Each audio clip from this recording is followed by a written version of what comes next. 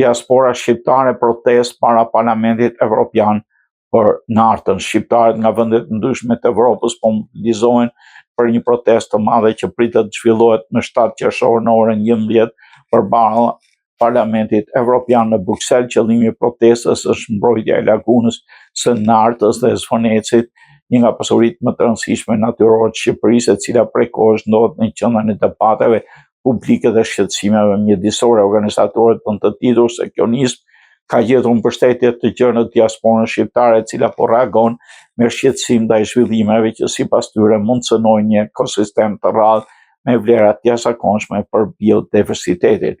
Ne nuk mund të qëndrojmë indiferent kur rrezikohen pasuritë natyrore të vendit tonë. Laguna e Nartës është trashëgimi kombëtare dhe duhet të mbrohet për brezat që do vinë, shprehen përfaqësues komuniteteve shqiptare në Belgjik, Gjermani, Itali, Francë dhe vende të tjera evropiane. Parashikohen edhe tubime në New York dhe Toronto. Sipas organizatorëve, protesta synon të rreqë vëmendjen e institucioneve evropiane dhe opinionit publik ndërkombëtar mbi rëndësinë e ruajtjes së zonave të mbrojtura natyrore në Shqipëri. Në rrjetet sociale, thirrjet për pjesëmarrje po shpërndahen gjërësisht me sloganin "Mbroni lagunën e Nartës, mbroni atë dhehun".